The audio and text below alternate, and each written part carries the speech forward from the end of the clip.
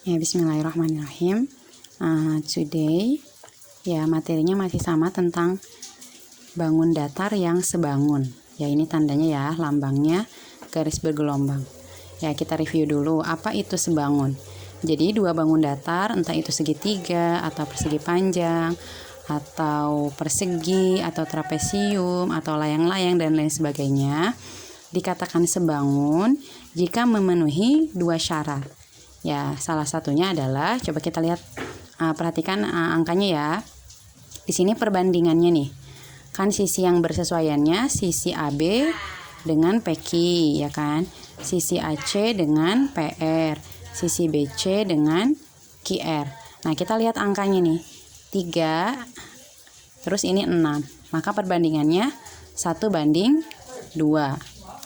Ya, kemudian kita lihat yang lain.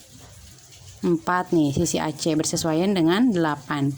Perbandingannya juga 1:2.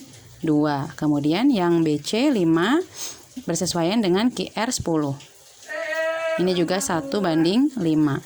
Nah, jika kita menemukan bangun datar yang perbandingan sisinya sama, ya, sisi-sisi yang bersesuaiannya memiliki perbandingan yang sama. Tadi ini segitiga ya. Ternyata semua sisi yang bersesuaiannya perbandingannya sama-sama 1:2. Maka dua bangun datar ini dikatakan sebangun. Ya, jadi syaratnya kalau sisi yang bersesuaiannya memiliki perbandingan yang sama. Oke, memiliki perbandingan yang sama ya.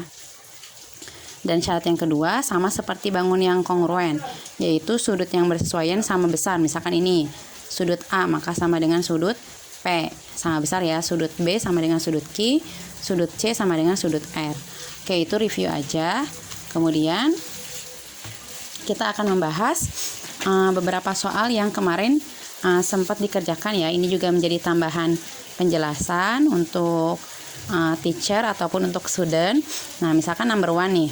Di sini ada segi 5 ya, segitiga segi 5 HI JKL dengan segi 5 SR PT.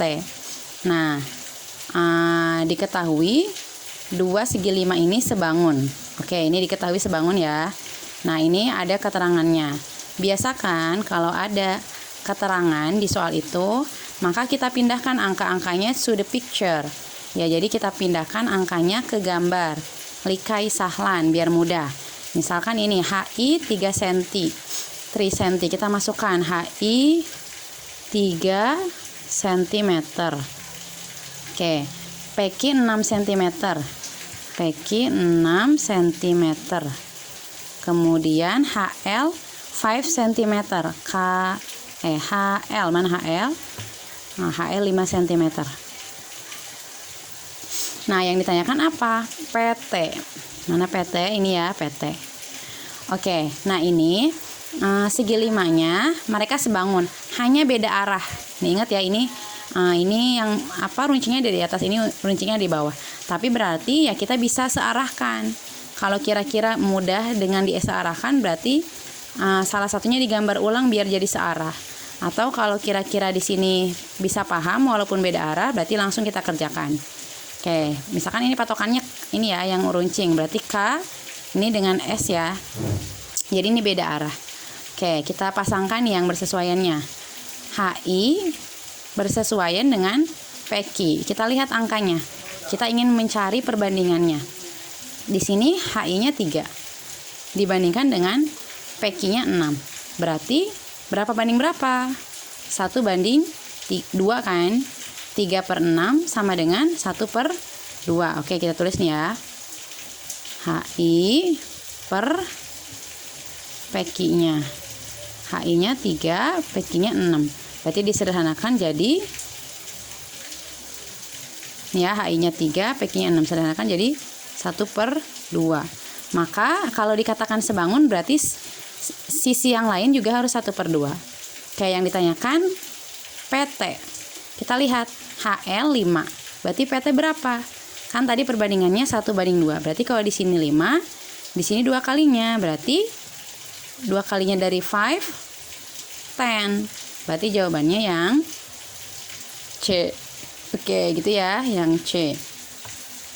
Oke, the other yang perlu dijelaskan, misalkan yang ini ya, number 2. Nah, ini sama ya, biasakan kalau ada keterangan from the question. Nah, ini ya, keterangan-keterangannya kita masukkan ke dalam soal. Ya, biar easy, biar mudah. Oke. Ini ada 2 segitiga nih, sebangun ya.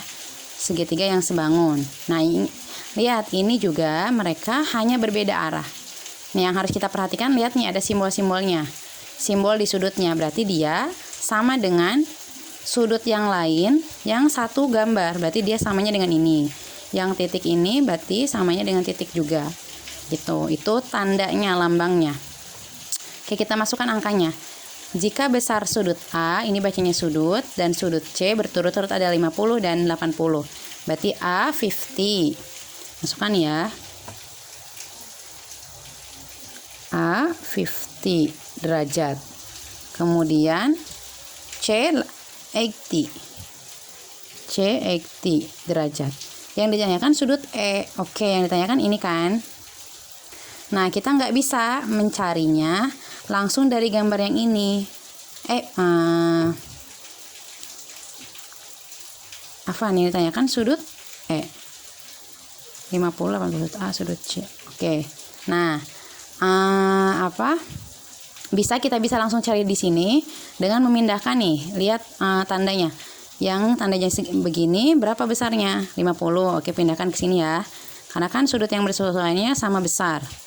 Terus sebelahnya sudut F berarti samanya dengan sudut C yang gak ada tandanya. Berarti ini juga 80. Nah, please remember sifat dari segitiga, yaitu jumlah ketiga sudutnya kalau ditambahkan maka jumlahnya pasti 180 derajat. Oke, di sini udah ada yang ini 80, yang ini 50. Berarti ini tinggal sisanya aja nih sudut E. Maka mencari sudut E sama dengan 180 dikurangi jumlah dari kedua ini. 50 tambah 80, 130 dikurangi 130. Berapa? 180 dikurangi 130, 50 derajat. Oke, berarti sudut E jawabannya 50 derajat. Berarti yang B. Oke, the last we will explain number 4. Oke, yang ini sama aja sebenarnya. Ini ada 2 segitiga nih ya. Jadi sebenarnya ini ada 2 segitiga. Ya, segitiga yang kecil nih, yang atas. Ya, dengan segitiga yang besar yang full. Nah, sebenarnya kalau kira-kira cukup dengan gambar ini, bisa langsung aja nih kita pasangkan. 4/6 sama dengan 8/YV. Tapi biar dirincikan, gambar yang disatukan ini kita rincikan. Nah, jadi kita pisahkan menjadi 2 segitiga. Ada segitiga X, Z, Y dengan segitiga W, V, Y. Jadi segitiga yang atas, yang kecil, yang small dengan segitiga yang big. Masukkan angkanya nih, kita pindahkan ya. XZ-nya 4. Terus YZ-nya 8. Terus WV-nya 6. Nah, yang ditanyakan Ki itu yang ini kan, yang kecil nih potongannya. Nah, kita nggak bisa langsung mencari Ki. Kita bisa mencari Ki dengan cara cari panjang V ke Y. Nanti tinggal dikurangi yang 8. Ya kan? Nih, dari ujung ke ujung berapa dikurangi yang 8. Berarti kita harus nyari sisi VY. Nah, ini cara mengerjakannya bisa bisa langsung nih, bisa langsung. Misalkan kita cari perbandingannya ya, 4/6. Nah, 4/6 itu kita sederhanakan. Kan ini sisi yang bersesuaiannya 4 sama 6 kan. 4/6 kita sederhanakan menjadi 2/3. Berarti perbandingan sisinya adalah 2 dan 3. Oke, kalau di sini ada 8, ini berarti 2 bagiannya. Maka 3 bagiannya menjadi berapa? Menjadi 12. Oke, dari mana 12? Yaitu biar jadi 8 per berapa yang perbandingannya jadi 2/3. Atau kalau kita mau pakai cara, kalau kita mau pakai cara, kita pasangkan sisi yang bersesuaian ya.